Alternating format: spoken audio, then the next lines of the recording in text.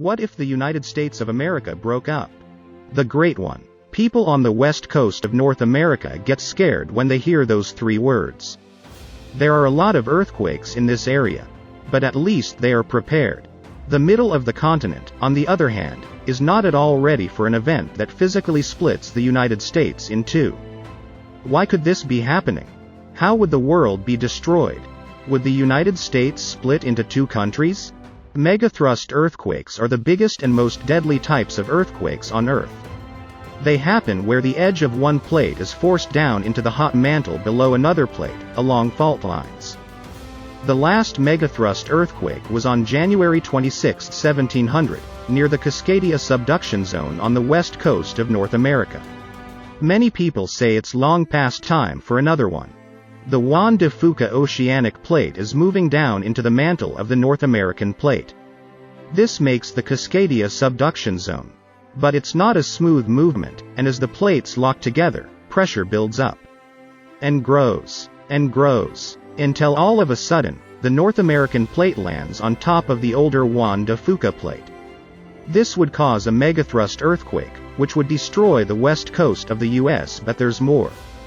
The force of this scary earthquake breaks the thinnest part of the tectonic plate between California and Colorado. This is now like a nightmare about the end of the world. A crack runs from California all the way across the US, dividing the country in half. This loud event would cause roads to fall apart, houses to fall into the huge crack, and a lot of people to die. Water from the Pacific and Atlantic Oceans would rush in to fill the hole.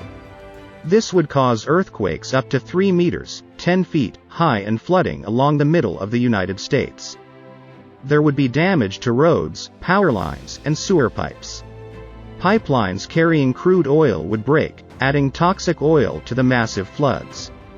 The whole country would have to work together to clean up and rebuild both the coast and the middle of the country.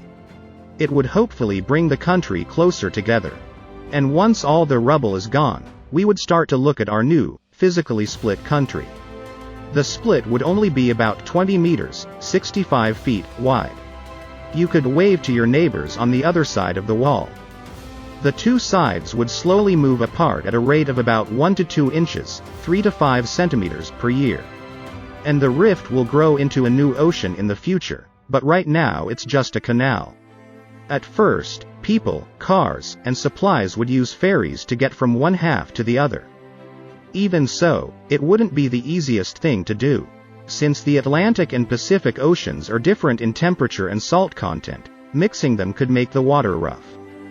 We would eventually build bridges that are made up of pieces that can be added to as the rift grows. The waterway itself would be a faster way for ships to get from the west coast to Europe. Middle America would build shipping ports, waterfronts, and beaches, which would bring in tourists and new residents. People would move to the new middle coast in huge numbers, and big cities would grow along the new transportation route. Most likely, the US would stay a single country for a while.